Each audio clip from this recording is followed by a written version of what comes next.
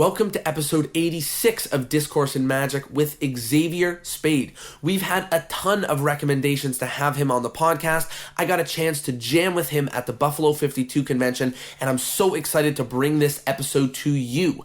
If you are someone who wants to create content online like YouTube or live stream or have your own magic brand, or you're just someone who wants to be up to date to what's going on in the magic world right now and what it's like to do magic in the 2017-2018 space, then you're going to get a kick out of this episode. Xavier has a ton of incredible ideas and beliefs about magic, and I'm so excited to share them with all of you. Here it is, episode 86 of Discourse in Magic with Xavier Spade.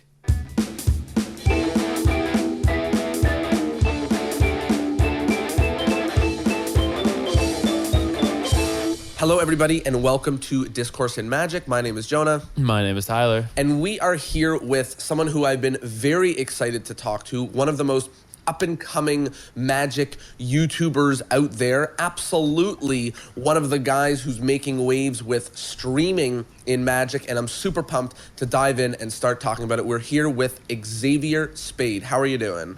I am doing fantabulous. That is so fantabulous. great. That's probably the best answer we've had to that question. Already with great answers. Already doing a great job. So we actually, for some backstory, just met up at Buffalo 52, where I hooked up with some great names to make their way on the podcast. And you made a little promise to your audience about making this episode go absolutely bonkers. So I'm excited to see how viral it goes and to see what goes on. So let's start from the top. How did you get into magic? Oh man, that's actually a long story, but it does involve me going through some hardships in my life, and I basically saw somebody do magic in my high school lunchroom, and I threatened them. And they became my friend, and they started teaching me. And I think how I really got into it though was I needed an escape from my life. I was doing some dirty things and just trying to get by. I grew up in the hood, Jamaica, Queens, right around the corner from Run DMC. Yeah. So it was me trying to escape that and escape some of the other personal things that were going on in my life, and magic gave me that. Wow, that's incredible, and also like a crazy story to hear, that a lot of people get into magic because it's just like their dad gives them a book, and they're like, woohoo! But when magic steps in and helps people as an escapism, I know that a lot of magicians now talk about how magic is their escape, but for it to be something that really, turns things for you is incredible. Yeah, it's not the first time we've heard it, coming in and impacting someone's life in a way that is almost magical, in the sense that, takes a bad situation and makes it good through a passion. Yeah, it was pretty eye-opening when I would walk into a magic shop and people aren't looking over their shoulders and cops are walking in and nobody cares because they're not worried about the drugs they have on them and stuff like that. So it was pretty hard to realize that there was a different way to live than to just live in the streets. So now that we know how you got into magic, let's talk a little bit about how you got into, what you're doing online. I want to call it YouTubing and vlogging, but there's sort of more to it. You're doing a lot with streaming. And so how did you get into that? Boredom.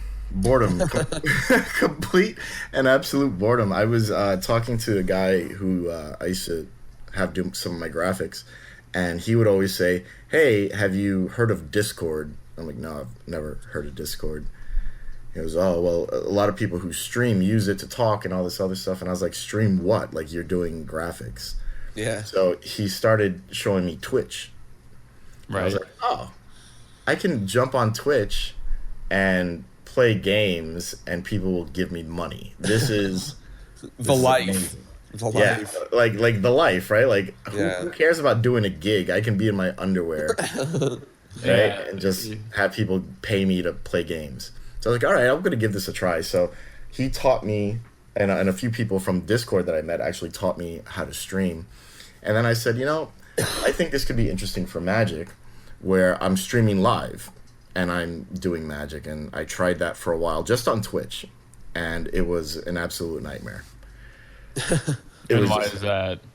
Just the logistics of the cameras and the lighting and the quality and how much you would have to input, bit rate wise in order to export a decent video. It just wasn't worth it. Like, I do videos regularly anyway for my company and all these other things, and I just couldn't match the quality. Mm-hmm. So I said, you know what, this has got to be something else. You know what, I like playing games. I have friends that like playing games that are magicians. Why not just show people that magicians do other things that are geeky too, but they live a life and they do other things. So it started becoming that, where I would stream just playing games with some of my friends and some magic discussion would happen. And then, Chris Ramsey, being who he is, pushed me endlessly to do YouTube, and I started, and I saw a whole different side of it, and I saw a whole different potential, and that's pretty much what I'm doing now. I'm just, bringing people with me. I'm it's my life's journey and things that I enjoy, and I'm bringing people with me, and if they enjoy it too, great, and if not, then they just see a different side of people. For sure, and I think that's awesome because, one of the things that it excites me about that doesn't happen so much in the world of magic online is you're showing the different faces of magicians. And it's not just that we are, just standing in front of our cameras doing snap changes, or what we jokingly like to call on the podcast crotch magic, which is what you see on Instagram when people are doing, holding a deck of cards over their crotch for hours and all their uploads. And it's nice to show that there's more going on with magicians, and that, the same way that people are into watching gaming, and in the games they talk about anything, these people, it's almost like listening to a podcast with the visual aspect of gaming being laid over it, but instead this is listening to people talk about magic with the gaming laid over it. So you really started on Twitch. You didn't really start with YouTube. No. Is there a lot of, I will say, I don't spend a lot of time on Twitch. Is there a lot of magic going on there, or not much? Almost none at all, and for good reason. What I've learned about the Twitch community and the YouTube community is that the YouTube community seems to be a much more outgoing, much more, I want to be a part of community, and the Twitch community is more of a, you suck at gaming and I'm going to tell you why, or I'm going to tell you nothing type of community. Right. So I still stream on Twitch. Like, whenever you see me stream on YouTube, I'm also streaming on Twitch at the same time. But I'm doing that just because it's a place for it to be. Feed the beast. Yeah, but I'm all YouTube now. Twitch is not a platform that's very good for people who I think are starting out. I think it's a good community for people who already have a following and they're trying to break into a new market. It might be an interesting thing. That's awesome. Especially, I mean, not awesome that Twitch sucks, but awesome that, you made the transition to YouTube. And for a lot of people out there who don't know so much about YouTube, one of the things that's so beneficial about it is that it's hooked up with Google, which means that your keywords make an impact. The things that are in your video, the things that are in the description make an impact, and people can really find it if they're Google searching for things, which might not necessarily be as true for platforms like Twitch. Right. Well, I think the other thing about YouTube also, which you touched on before, is I don't play games with people there because I want people to watch me playing games and stuff. I just think that YouTube is a great platform for people to get to know other people. Yeah. And when I'm playing games, like there's another YouTuber who I met, and we're actually pretty good friends now. His name is Nick, and he has a channel, No Way As Way, and he throws cards. That's what he does. He just throws cards, and he does it well. And he's trying to do some stuff with Rick Smith Jr. And he hit me up while I was in Vegas for Magic Live.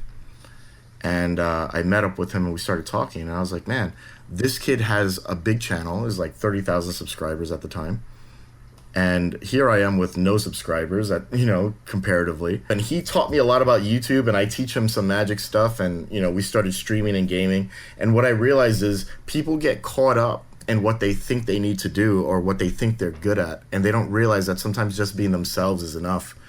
So, this is an opportunity for me to show people as themselves and for me to be myself and to do things that I like beyond just doing tricks or whatever, I really wanted to make sure my YouTube channel was not a tutorial channel. It is not a channel that you go there every week and you're going to see a new tutorial. You're going to see vlogs, you're going to see interviews, you're going to see me hanging out with people, you know, things like that.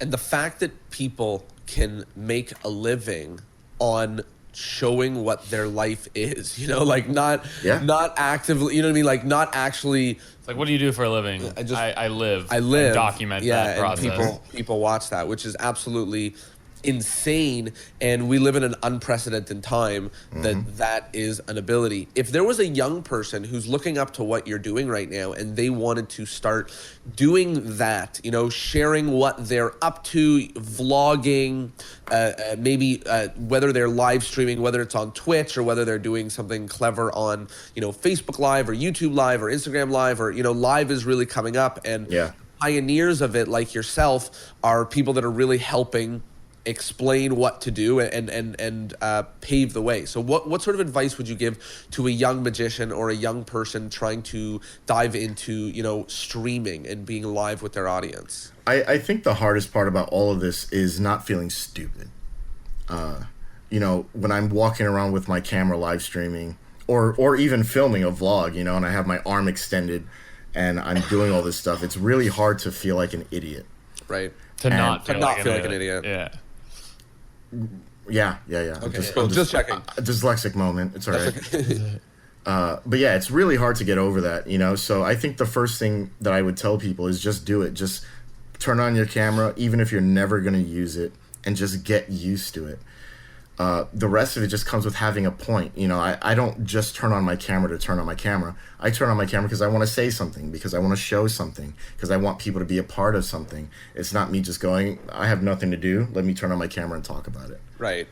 So to the naked eye, well, it feels like what we were just saying, which is that like people are just documenting whatever's going on in their lives. You know, I'm eating an apple. I'm walking to the street. That's not really what it's about. At all. You know, it's about, you actually have to do things in the real world and have how that reflects in the and virtual be comfortable world. Recording that. And I think that, you know, that's a great point that you made of how weird and stupid it can feel, because, you know, I've made a few videos here and there, and people look at you when you're talking to yourself. Yeah, like but you know, it's crazy because people say that, and then the next thing they do is they take a selfie, right? Like we do these things anyway. The hardest part about being in front of the camera is realizing that there's no judgment, right? You know, when I first started doing this was years ago for Illusionist. I used to work for Illusionist, and I used to do their social media, and I had a show on there called Rewind, whatever. It was crap. Don't look it up. But you know, for me to sit in front of the camera and do something took a lot out of me. So I would actually invite people over, and I would record in front of them, and I would tell them, if I say something funny, laugh. Right. And that's how I got over it. You know, I had to put myself through the turmoil of feeling like an idiot while these people are behind the camera. You know, the camera brings out a different thing in people. You know, for sure, yeah. Behind the camera, people think that it's this super mythical, you know, fragile thing that if you cough, it'll destroy your life. Right. You know, and then in front of the camera, people think that they have to put on this grand persona, and you know, then you look like an idiot.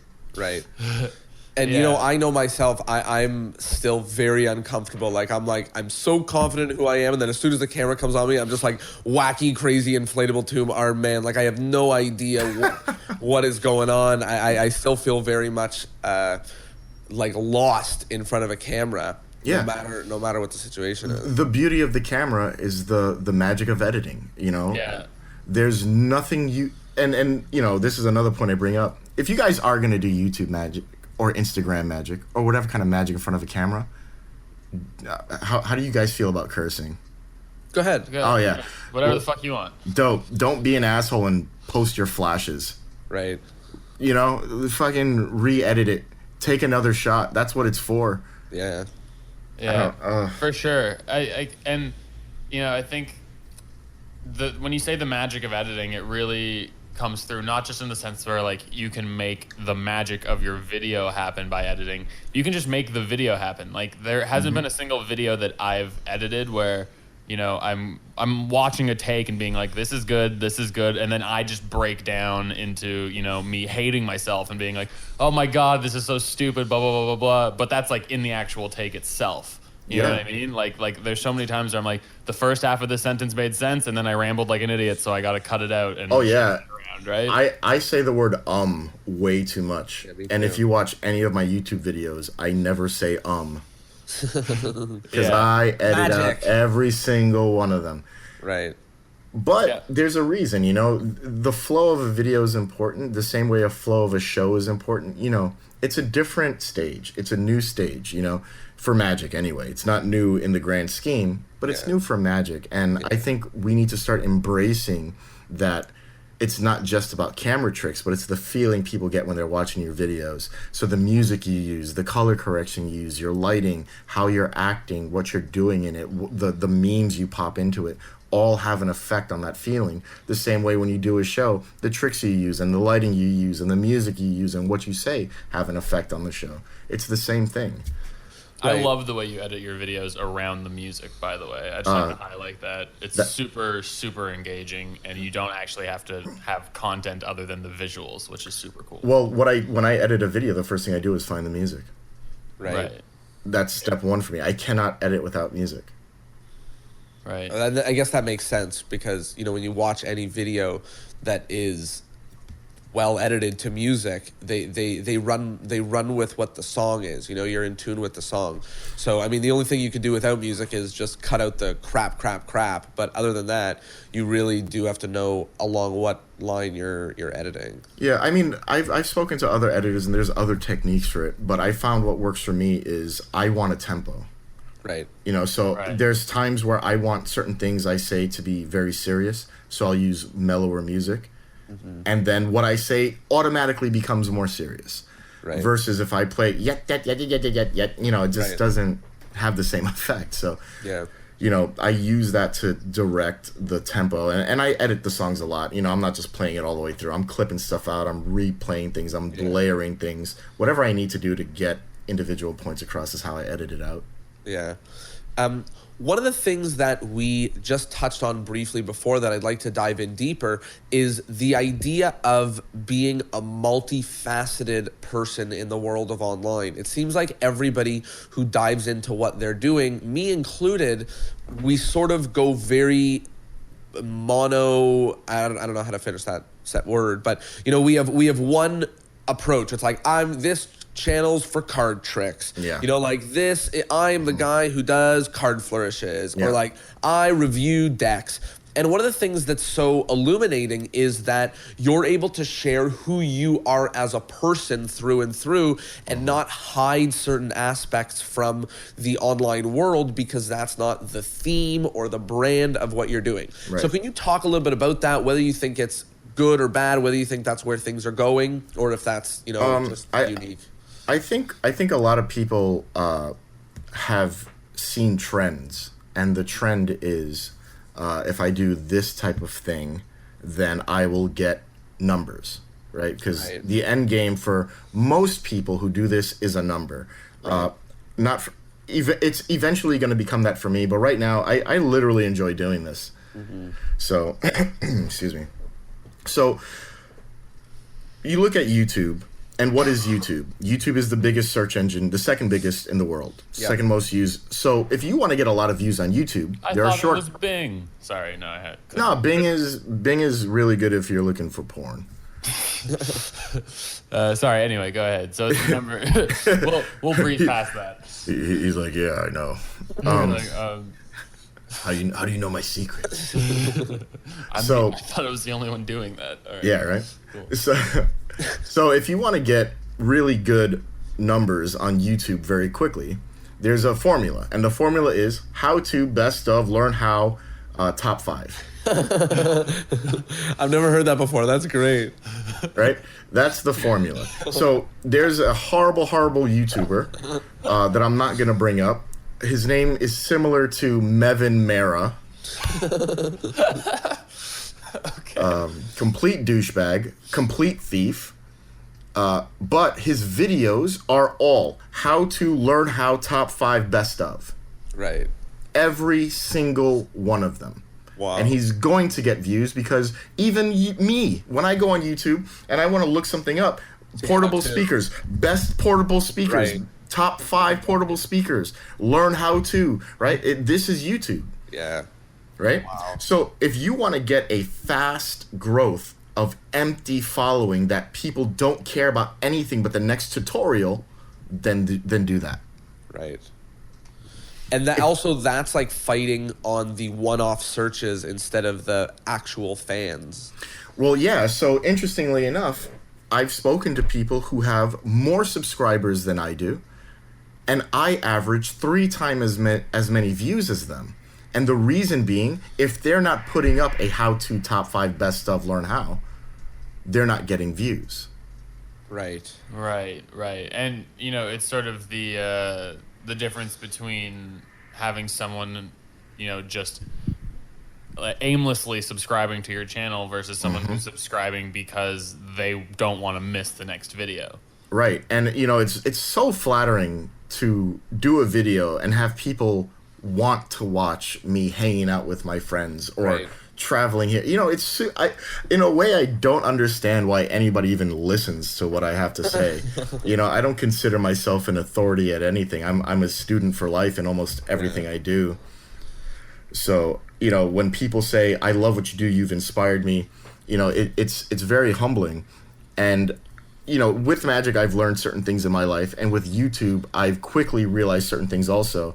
And, you know, to those people who say that YouTube is going to hurt Magic and all this other shit, fuck them. Yeah, because garbage. fuck them all. And the reason why, I went to Ohio for a convention, and afterwards I did a lecture at Haynes House of Cards, and there was a kid there who had written a letter to Chris Ramsey. Yeah. And the letter basically said he was going through some rough times and he was about to kill himself, and because of his and my channel, he started picking up Magic again. The kid drove 7 hours to see me at my lecture to thank me. Now, I don't care about exposure at this point. You know, when something comes up to you like that, I don't give a fuck if you have a trick that somebody else is doing. You have the potential to affect people's lives. This is what Magic is. Magic is the potential to change someone's life, even if it's for a moment. It's not about slaying laymen or this is the best effect for, but shut the fuck up. You can change someone's life in ways that you can never imagine just by giving them a moment.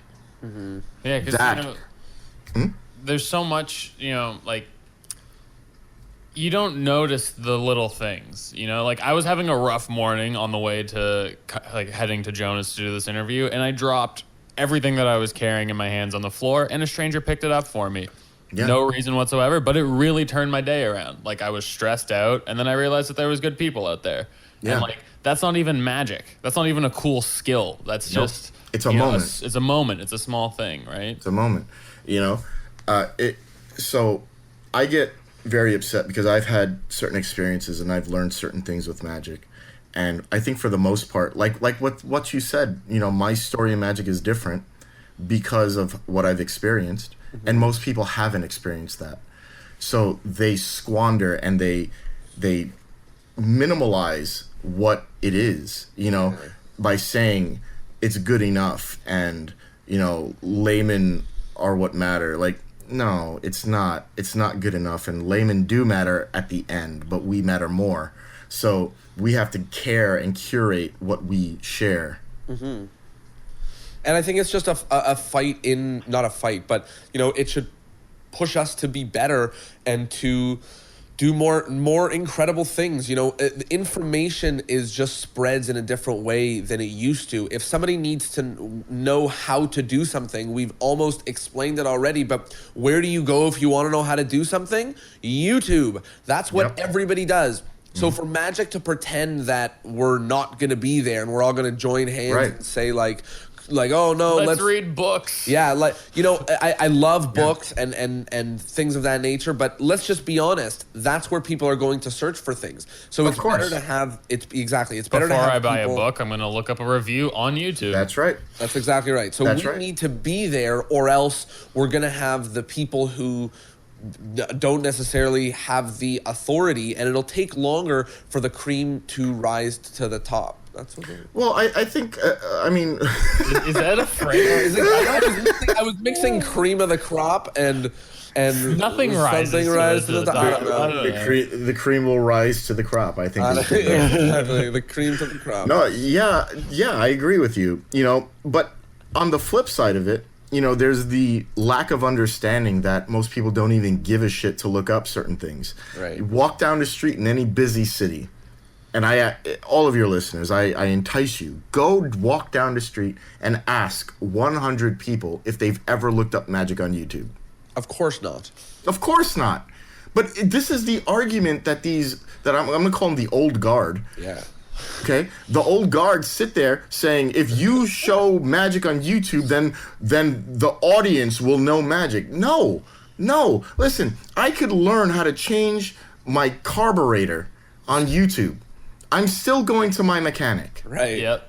100%. Right. And like, sure, maybe someone will come to your show and have to know so badly that they will look it up. But Good that for person them. might be a magician in 2 years. Yeah, like, you don't know that person might win FISM like Shin Lim. Yeah. Yeah. And it's that same kid who would have opened up the yellow pages and found a magic store and gone to it, and the only difference is we can actually help those people get there faster, and we don't lose dozens of people for every one because they're like, ugh, there's no magic store in my city, or like, ugh, I'm 12 and I can't get across town. Like, now we don't have that problem. I mean, obviously I'm all for magic stores, I love them, but things being on YouTube means that learning this is accessible to everybody. That's right. What do I care if 1 in every 100 people in my audience wants to do magic? That's great. I mean, I want magic to be bigger and better. And like, listen, one of the big problems with magic shops and magic clubs, mostly,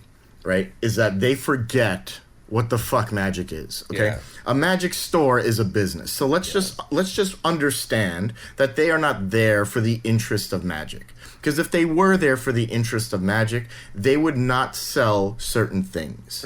Right? So let's just make that clear. A magic club is a different kind of business that charges you for the right to sit around old people who will not progress in magic because they continue to sit around old people. Right. Okay? So the big problem is magic clubs used to serve a purpose, and the purpose was it gave people an outlet to meet up and learn and share. Yeah. YouTube has taken that. Yep. The internet has Instagram, Facebook, the telephone, the telegraph has changed that. Right? So now it's just a place where you go in and you have a bunch of old people telling you can't sit down until after they talk about money for 45 fucking minutes. Right. Then you sit down and you talk about horrible magic for 15 minutes where they all tell you that if you're not performing for real people, you're not a magician. But these people don't perform because they're in a nursing home.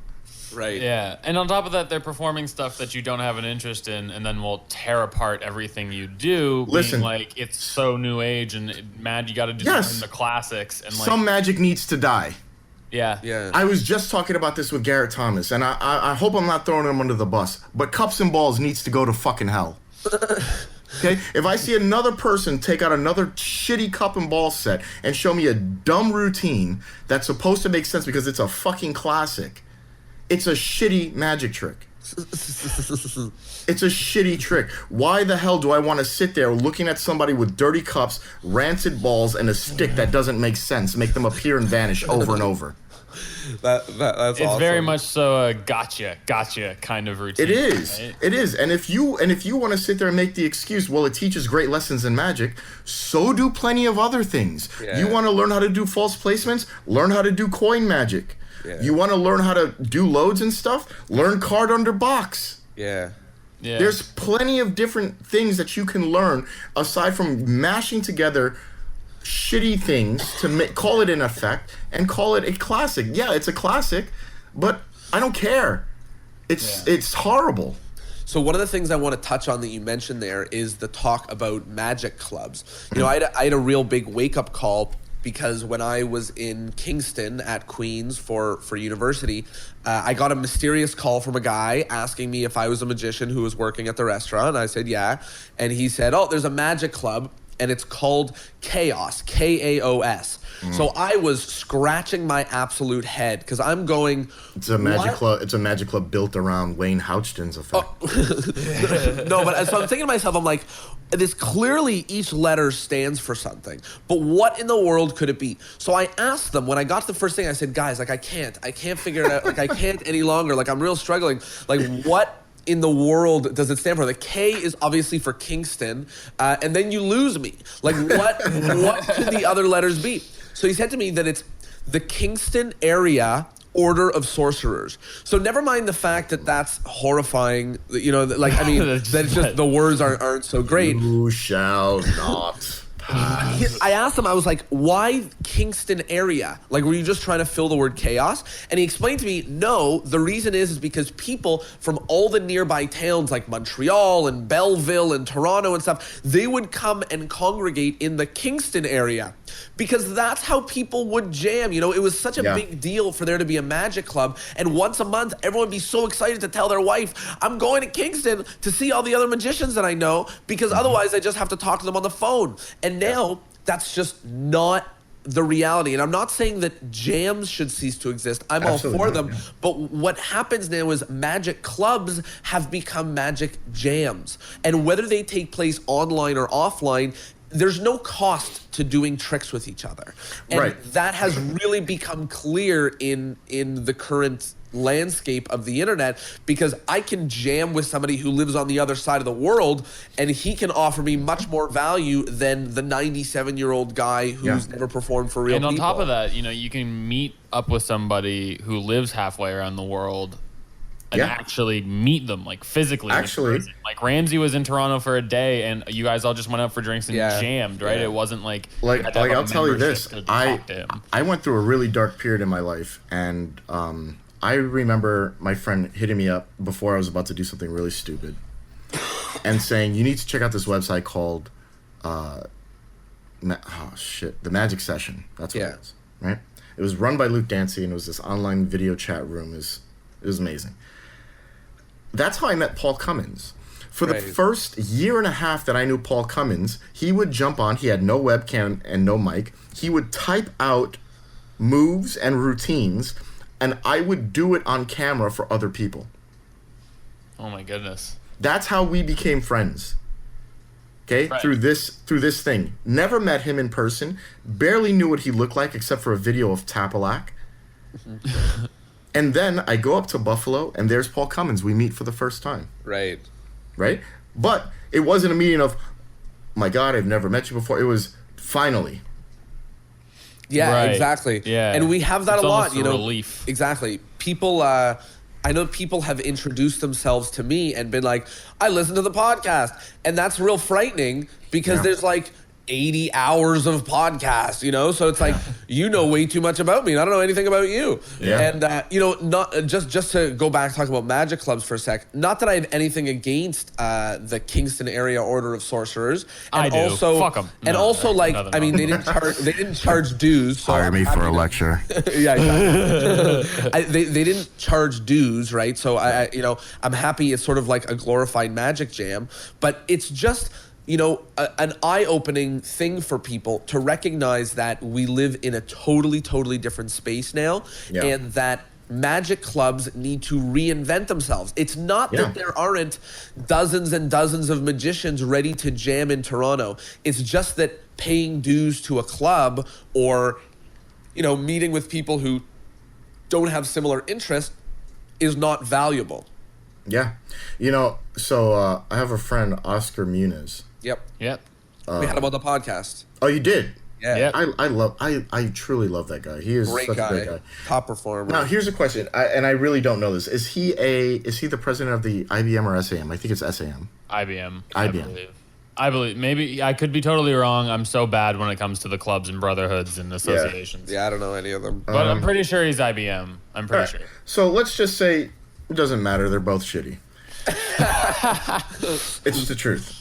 So I told Oscar they're both shitty. One of my favorite things about you, straight up, is there's no bullshit. You know, No. I love it. I love it. Yeah.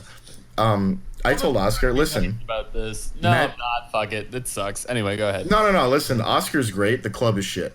Yeah, no. I'll second that. Anyway, go ahead. Hire me for a lecture. So I remember sitting down and talking with him and going, look, Oscar, let's be real about something. Magic clubs are useless. And the reason why they're useless is because it's literally Florida everywhere you go. It's heaven's waiting room. Right. Right? You need to change how people find out about your club. And the way you do that is with social media. Everything is social media anymore. Nobody's reading Magic Magazine. Everybody's reading Magic Magazine online if they're reading it at all. Yep. Right? There's a reason why Magic Magazine is no more. It's not making sales. Right? So the business model of the book is gone. So why are you running your business model on the papyrus model before that? Right. Yep.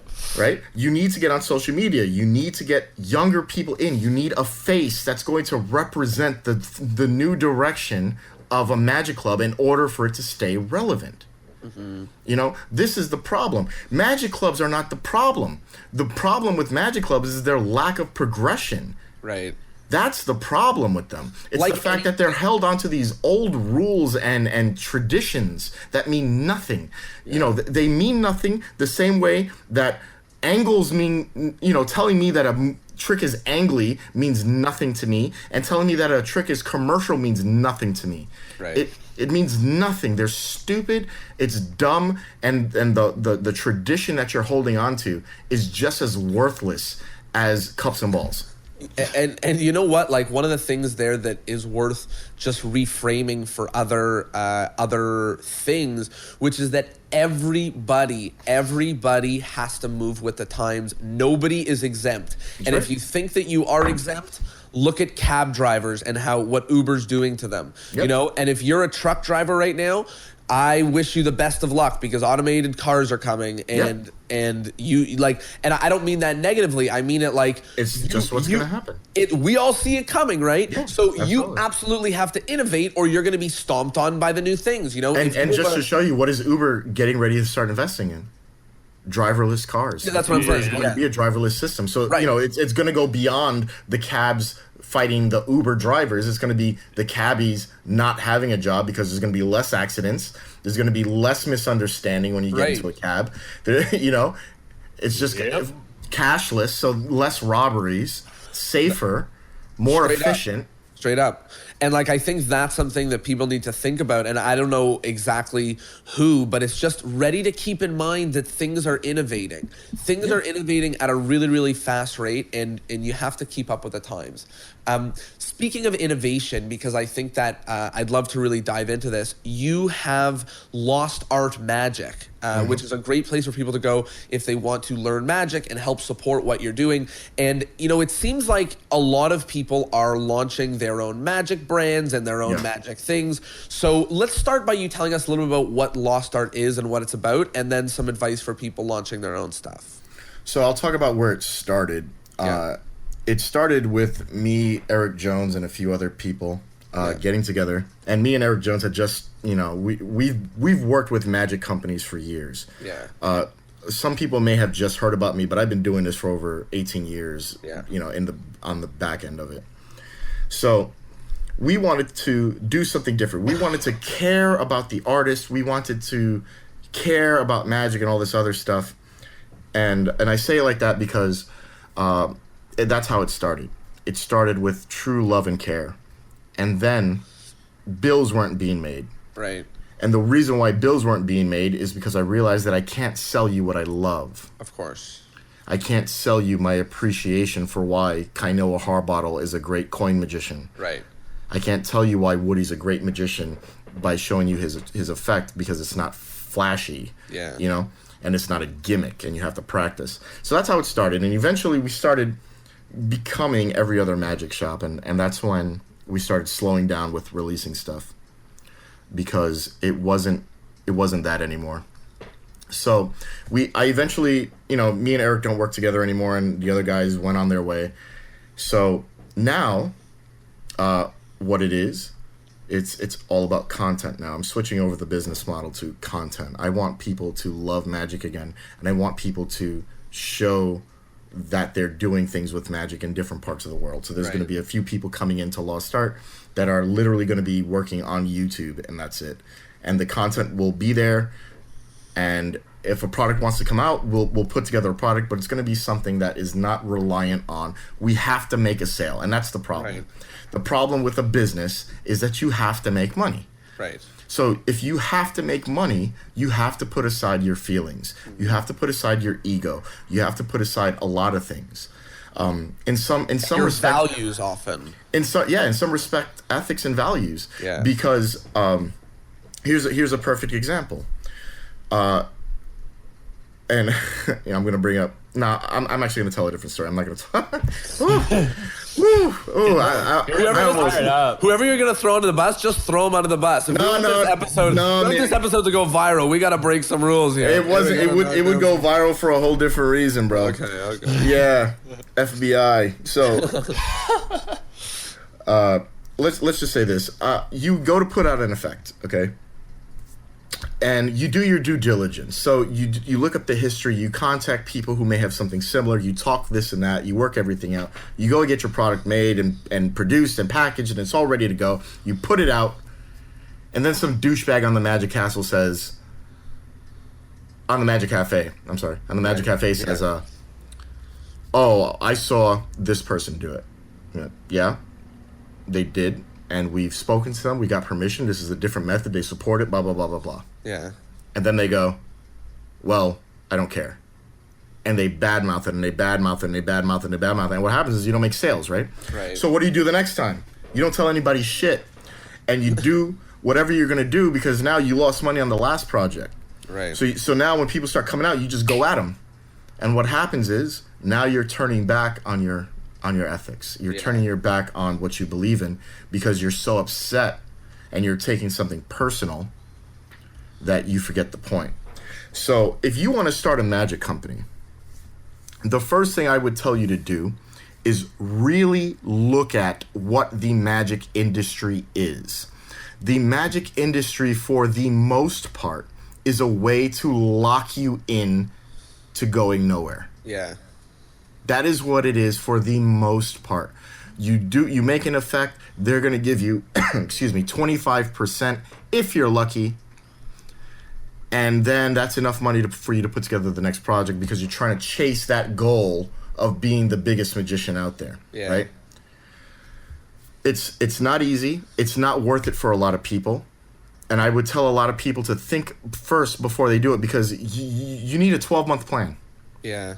You need a 12-month plan. How many effects do you need to put out every month in order to make it through the year? And if you can't do that, then do something else. Yeah, and one of the things that I want to highlight there, and just to bring up the podcast itself, is that you can share stuff that you love about Magic. You can do things that you want in terms of Magic, and you don't need it to necessarily be a business when it starts, right? Right. And that's one of the things that I would promote to people to do, which is that if you want to start any Magic, anything, don't worry about the making sales of it because you're gonna lose. You're gonna lose. If that's your end goal, you're gonna lose. When you know you can make the sales, that's when you should release it, not when you're I mean, there's two ways to look at it, right? Like, look, I've been the owner of Lost Art for 3 years. Okay. The thing that sold the most was my work on the Classic Pass. Right. Now, do I attribute that to Lost Art? Do I attribute that to social media? I attribute it all to social media. Yeah. I think if I would have focused sooner on social media, things would have been completely different today. Yep. To be honest, right? Because business has changed. Business is different. It's not about just owning the company. It's who do you represent? Who represents you? Yeah. And who's going to be the face, right? So if you have a company that has no face, it's going to be very hard for people to latch onto it unless you have a very strong brand.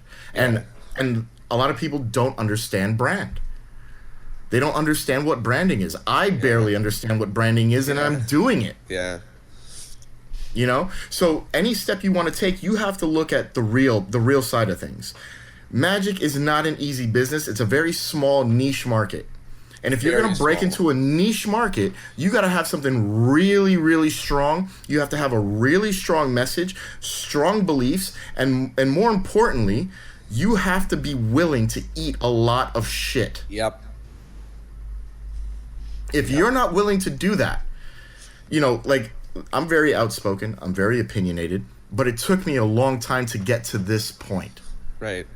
I didn't just wake up one day, you know, when this all started and says, I'm the best magician and you will listen to me. I do this move the best. No, I had to realize that when I was doing that, that was me realizing that I hadn't gotten anywhere yet. Right.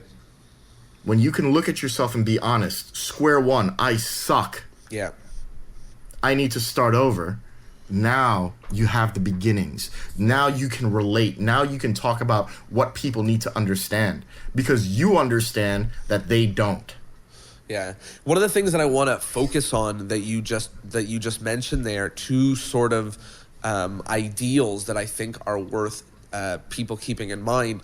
One is the idea of you're starting fresh. You're starting at the beginning, and you should document. You should be documenting your growth, and I think that that's one thing that you're doing. And the other thing is that you should be eating shit. And what I mean by that is you don't start a company and have it go bananas on day one. And if you do, maybe it's a fluke, or likely you're setting yourself up for failure in the long term. Instead, you have to be ready for nothing good to happen for your company for, I don't know, 3 years, you know, like, and I know I sound like the old magician saying like, well, I worked on this move for 25 years, but I walked to school uphill both ways, yeah, exactly. And I was thankful. Yeah, exactly. but really, I think that if you want to start something online, first make sure that you can keep up quality and keep up quantity and regularity and make sure people like what you do. And you have to understand it. Exactly. You have to understand it. How, you know, one of the big problems I've worked with a lot of companies, and what happens a lot of times is there's too much ego, right? Ego is a huge problem in magic. It's a huge problem. So somebody will want to put out an effect, and they approach the magic company, and the magic company says, okay, we'll do this. Now it's time to film it, and that person believes that this thing that they're filming is going to destroy magic. It is. This is all we're going to do. Yeah. We're going to take this plastic sleeve and we're going to make this card appear and vanish, and magic is over. That's it. That's all you need for the rest of your life. Wow. But there's an instant reset. So fuck you. It's just, listen. Very little of what we do will change the world. Yep. Right? It's not about one thing to change the world. I don't want magic to be better by going and doing one trick and saying, now you have all the tools you need, right? Everything we do causes another problem. There's another problem to solve, another problem to fix, and that's how it progresses. That's how anything progresses. That's what magic itself is, right? Is problem solving. Well, that's what life is. Mm-hmm. Forget about magic. This is what we do, what we should be doing every day. You listen, you have a phone, it's broken, you go get it fixed, right? You fix the problem. A new phone's coming out, you get the new phone. Progression, forward movement, with everything else except magic. Right. Yeah, very much so. I mean, magic is, it is progressing, it is moving forward, it's changing, but the rate at which it's doing that is not what it could be, because a lot of the people who are considered authorities are fighting against the growth of magic because they're afraid of the change. The fact that I still hear people talking about putting out a DVD as a product is a problem. Yeah, for sure. It is a problem. Yeah. 7 years ago, they stopped supporting DVD software. You were there with me, Jonah, right? Yeah. At 52. When you heard some of these people saying, I use Red Bicycle because that's what people know. Yeah. Are you fucking serious? How can you say this to people? I can go into any Target and Walmart and buy Coca-Cola, Hello Kitty, Plastic Bicycle, Red and Black, Theory 11. Yeah. Yep. And you go on certain airlines, they hand you a deck of cards. People fucking know what custom cards look like. Yeah. If they think it's a Magic deck of cards, it's because you did something fucked up. Yeah. Yeah, you did something that wasn't natural. Or, I also feel like if you're going to perform with a deck of cards that isn't a bicycle deck or isn't gimmicked, you should be expecting people to be wanting to touch them, and you should be okay with that. I don't feel like it's fair to be like, please only touch the back of one card with your finger and I'll show it to you because I don't want to damage these $15 cards. If you can't afford to be performing with $15 cards, don't perform with $15 cards, right? Like there needs to be transparency. And I have no problem with people using bikes. I mean, I use bikes, but it's mostly because I can buy them in bulk from Costco, No, I get it. I'm in a fortunate position where I don't pay for cards. So I don't care really what deck I use. I go into my stash and I go, today I'm going to use 1, 2, and 3. And I pull them out and I use them. They go, what cards are that? They go, that's $50 a deck. And I go, well, fuck me. I don't care. Right. Yeah. Right? They don't have the same meaning. But that doesn't mean that when I show somebody an effect, they immediately go, I've never seen Cherry Casinos or those Magic cards. Right? No. They just go, what are you doing to my life? Right. You know what? Now that I think about it, I've only ever seen trick decks in Bicycle or Mandolin back, and I've only ever really been questioned on cards being normal when I'm using bikes, which weren't normal. So there you go. Like, you're not... Yeah, I mean, everybody has a different experience. I've never had that. What happens to me most of the time is the minute I say I'm a magician, if I pull out a deck of cards, it's automatically a trick deck, right? Like everything is in question as soon as you're a magician. Exactly. So the times that I have the strongest impact is when I don't mention anything at all, and I'm just sitting at a bar, And again, I said this to you, I think in Buffalo, but magicians, especially the old guard, talk too much about magic and performing and doing a gig is the fucking pinnacle of magic, okay? Yeah. No, it's fucking not. It's a way for you to whore yourself out for a few bucks and do magic that you don't want to do for people who don't appreciate you. That's what you're doing. Magic, 90% of the time, is you with your friends at a bar hanging out outside of money. And you know what? Some people might agree with that, some people disagree with that, but one of the things that's so clear with this is that if you love magic, and you're a perfect example of this, you have options. Yes. The only thing that you do with magic is not necessarily kids' birthday parties. Right. Just for an example, I do love doing magic gigs. I do ones that I really enjoy, and I mean, I don't exactly echo the beliefs that you have there, but I'll change that soon. What I will say is that there are certain gigs that I just don't take because I'm much more excited about some of the other endeavors that I have in magic that don't necessarily rely on gigs.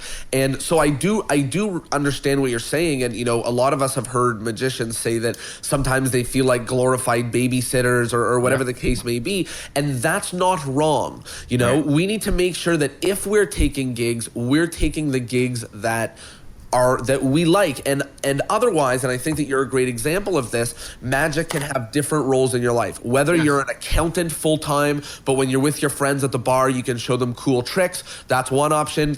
Whether, what you do with magic is just share with people online and teach and live stream and be there, and then maybe, whether you're selling a product or whether you're just selling t-shirts so that people can support you, that's another way to make money from magic. Or you're a consultant, or you're a creator, or you're a videographer, or you're a photographer. Exactly. The pinnacle of the performer is a pedestal that I don't understand, and I never have. I don't understand why people put the performer on this high pedestal, but they're doing the work of everybody else. Yeah, and it's something that takes place in every field. And one of the things that I can echo for like another field is, let's say I grew up and I'm like, I really want to play in the NBA. Right. Maybe that's just not going to happen, and what I should do instead is focus on being a great coach, or focus on being, a great journalist about the NBA. But nobody shits on the basketball coach. Right. And no one shits on the journalist and says, well, what do your opinions matter? You don't even play. Right. But in Magic, they shit on the coach. Right. They shit on the people who listen. I think this is probably. I don't like saying things that I say are great all the time. But this is about to be great. But this is about to be great. Okay. People go, especially with cardistry. Well, what you're doing is masturbation. You're just doing it for yourself. And in the end, yeah. That's why I jerk off, right? Because it feels good. It feels good. You're like, what is wrong with masturbating? Right. I don't have to masturbate for you. That's true. Right? That's true. I'm masturbating for me. So yes, this is masturbation. Get the fuck out of my room and knock next time. That's awesome. It doesn't... Magic is for everybody different things. For me, I've never even thought about that. What are you doing right now? Masturbating. You know you should be having sex. Well, you know what? I'm kind of happy doing what I'm doing over here. Tyler, real box is better than Xbox. Yeah, but fuck Assassin's Creed just came out today. Fuck off. Yeah. And I think that's one of the things that we want people to keep in the forefront of their Magic, which is that. And we get this a lot in the podcast when we get to the ending section, which we're approaching very quickly, is that people say, just remember that it's fun. Just remember that why you're doing this and why you got into this. And all of us got into this because we like the learning and the doing and when I say performing, I don't necessarily mean it in the terms of paid gigs. I just mean in the sense of doing Magic for people. And, I was one of the things I was chatting with Garrett, and I asked him about, I was looking for like a real good coin trick to have on me, and he said like, do you want, is your show mostly cards? And I said, yeah, it's exclusively cards. And he said, why would you add a coin trick to it? And I said, I'm not. I want a coin trick because I want to do it for my friends, because I have coins on me there, and that's a fun thing, and I want to impress my friends. And that can be half of the battle for you in Magic, or all of the battle for you, or you can, buy a trick which is literally is absolutely horrid for in person, but is only good for Instagram. Great. Hope you get 50 followers. This. It's Listen, nobody bashes the movie actor for not being able to do Broadway. Right. Right. Exactly. Right. Nobody says to David Copperfield, "Well, you can't do that UFO at my house, can you?" Right. Nobody says these things, and nobody also says, "Listen." Jonah, Tyler, you guys aren't directors and producers of movies, right? Nope. Good. Can you tell me the name of a bad movie? Yep. Name one. Fantasy Mission Force. Okay, so now my next question is, what was the last movie you made? Right. How stupid is this statement, right? I can have an opinion on what bad food is, what bad movies and bad music are. I know how to cook a little bit. I've never made a movie, and I suck at making music. But if I don't do fucking Magic better than you, I can't tell you that it's bad. Fuck you. You suck. I don't like what you're doing. I don't like what you're doing. And just because I can't do what you're doing doesn't mean it doesn't suck. Yeah. That's totally valid. 100%. And it's something to really like keep in the forefront in Magic, which is, do whatever you like, do whatever gives you joy in Magic. Right. And there's a lot of what's the word that you called them? The old guys in Magic. Old guard. Old guard. Yeah. And there's a lot of people, old guard, but there's a lot of people who just want to share their negative opinions. And to be honest, my motto is like, all of this is masturbatory, all of it, whether you're doing Magic because you want to sit in your room puzzling over a solution, or, it's almost even still self-fulfilling to be doing Magic for other people. We're it's 100%. It's 100%. Right. 1,000%. Anybody who says any different is a fucking idiot. The first, and here's how you prove it. What makes you determine what tricks you do for somebody else? Right. Their reaction, which is what makes you feel good. Wrong. What you show them. The reaction comes after. You decide you're going to leave your house with this trick, you're going to do this, or that. Right. There's no reaction. Right. It's just planning. Right. You decided not to bring your color-changing knives, even though they'll slay the world. Right. Right. Yeah. The reaction is the editing. The selection is just based on what you enjoy. The reaction is the side effect. No, but I mean, like, what I mean by the editing is like the reaction is what tells you to not bring that trick out a fourth and fifth time. No, but not necessarily, right? Because there's things that I do for people, and they react very well, and it didn't start like that. It was a process. I had to figure out how to present it, what to say, what to do, the timing, the angles, right? It was a process. So you may be doing things a few times, and if you just go by the reaction of good as to what you're doing with something, then you're going to miss out on the truth of what something really is. Yeah, fair. That's a fair point. I will be honest. I do know that I do, and whether this is to my detriment or not, I do base certain things based on how successful they were. If I try something on stage a third, fifth, 10th time and they don't work, listen, they don't make it. When you're charging people, the rules are different. Yeah. Okay. When I'm talking again, I like to talk about 90% of the time when you're not gigging.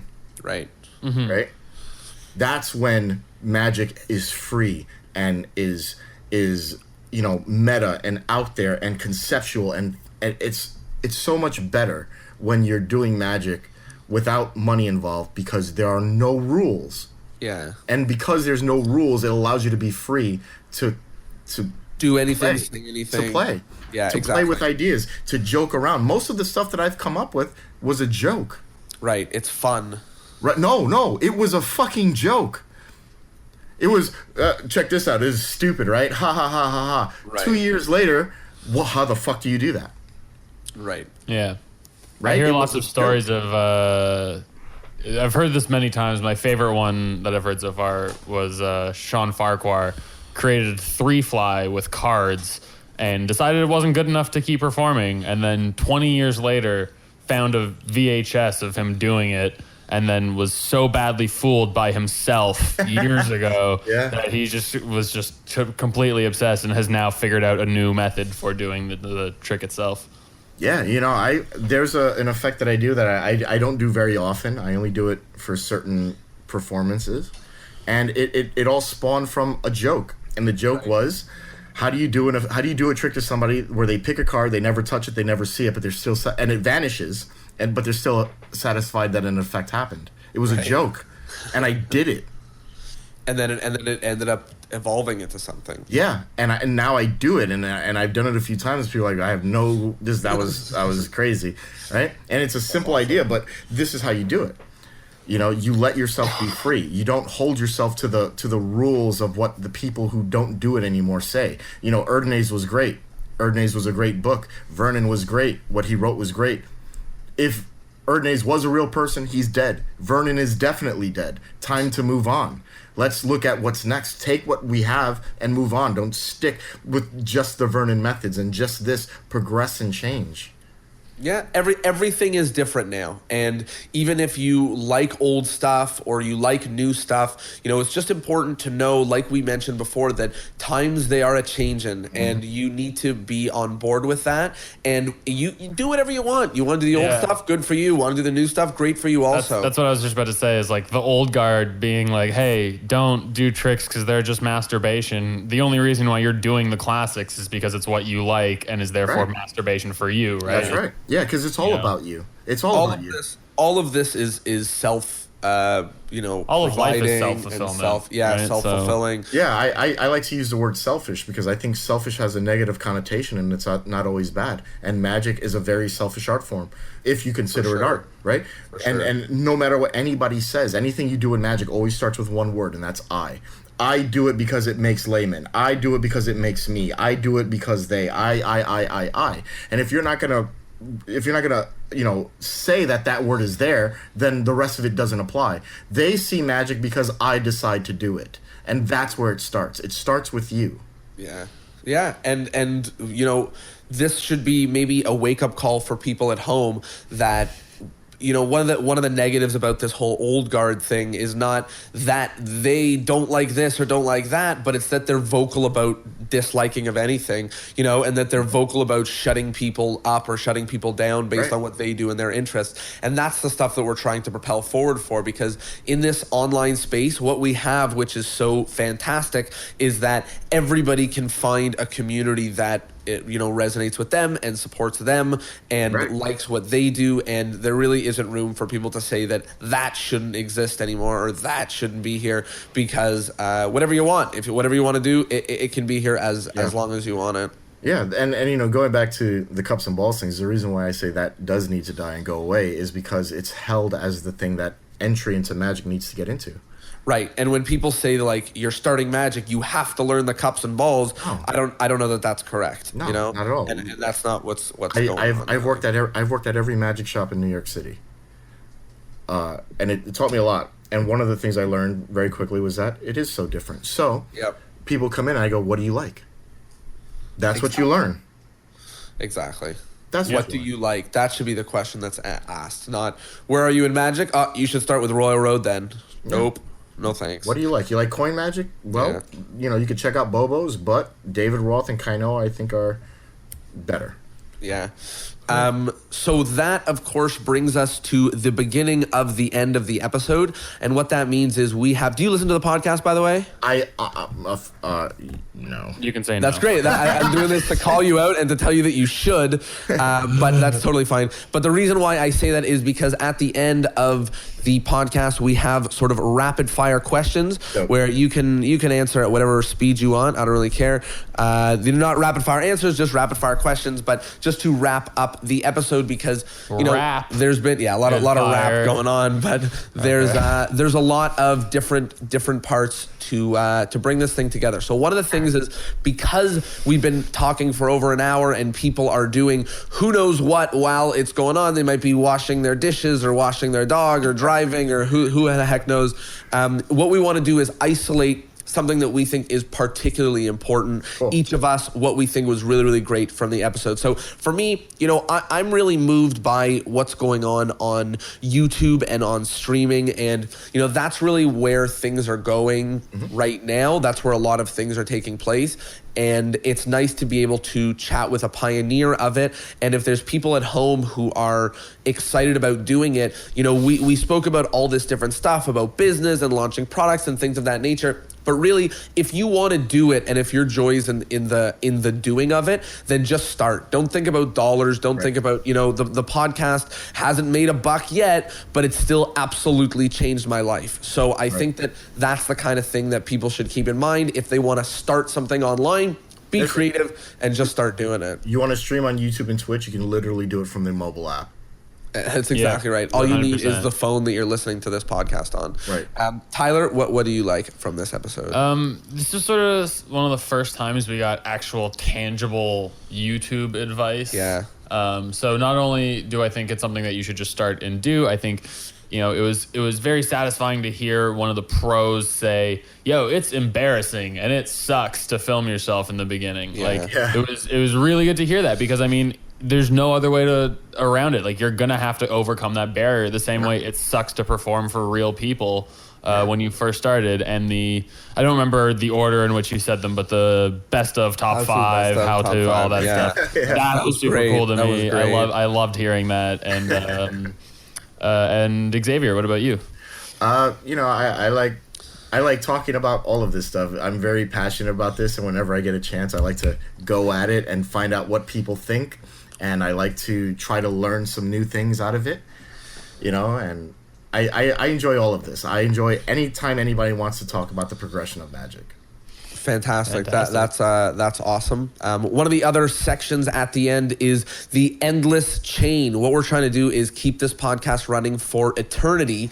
And the one way to do that is by getting every magician on to recommend another magician that we should have on. So don't worry, we'll edit out all the people who you recommend who we've already had. And that'll never happen again, because as of this day, you're going to start listening to the podcast. But who do you think that we should have on the podcast?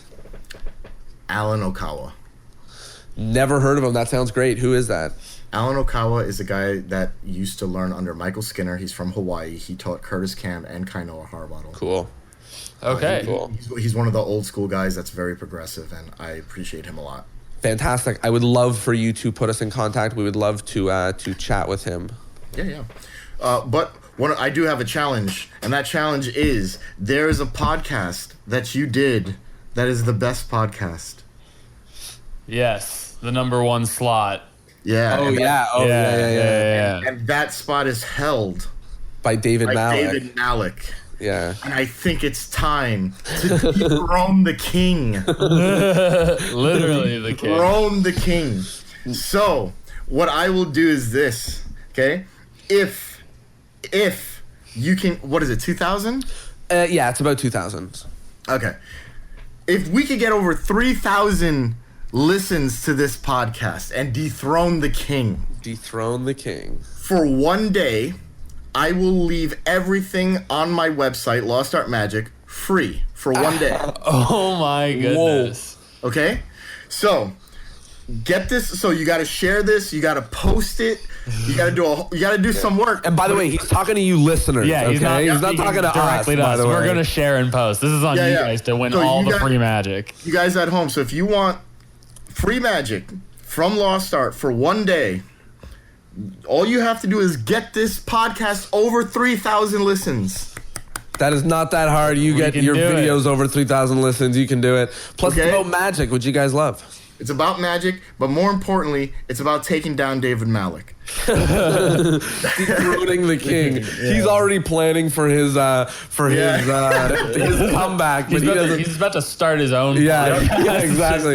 He does not know what's coming. I sat at 52 next to David, talking to you, Jonah, and I said, "I'm taking you down.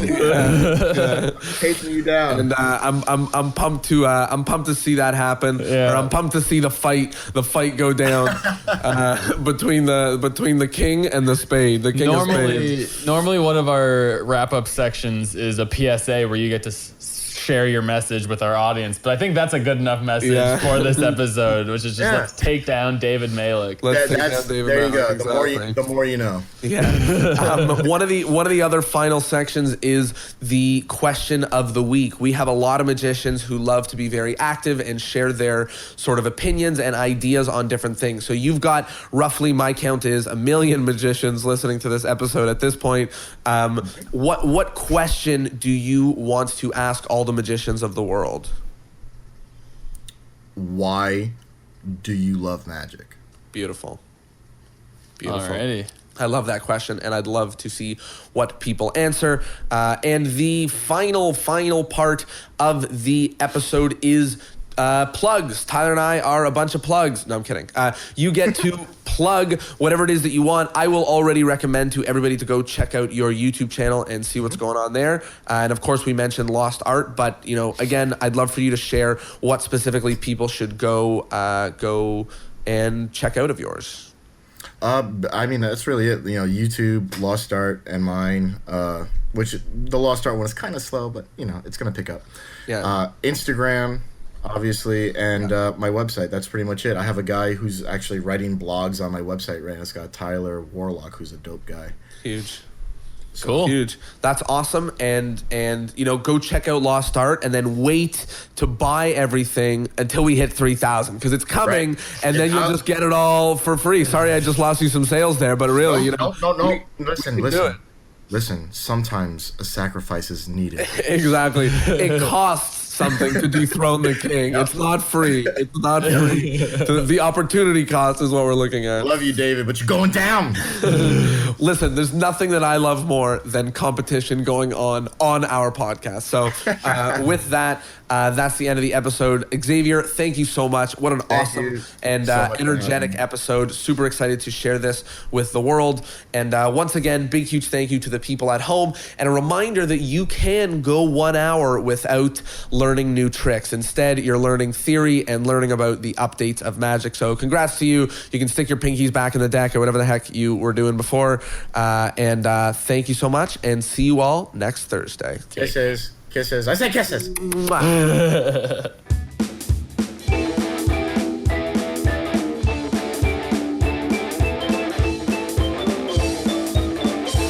Well, there you have it. I hope that you loved that episode. I know that I had a blast recording it. Xavier is a really, really funny guy, and I'm so glad that we got to jam and hang out and chat about Magic and what's going on in the modern world. If you remember at the end of the episode, Xavier put up a challenge, which means that if you share this and get more and more people to listen to it, you can basically get access to all of the magic that he sells at Lost Art Magic totally for free for 1 day. All you got to do is make sure that this episode gets the most downloads out of all of our episodes. And basically all you have to do is beat David Malik's episode, which is just over 2,000 downloads. I know you guys can do it, and I'm so pumped to see Xavier try to beat the king. Hope you love the episode. Hope you share it all around. Thanks so much for tuning in. See you next Thursday.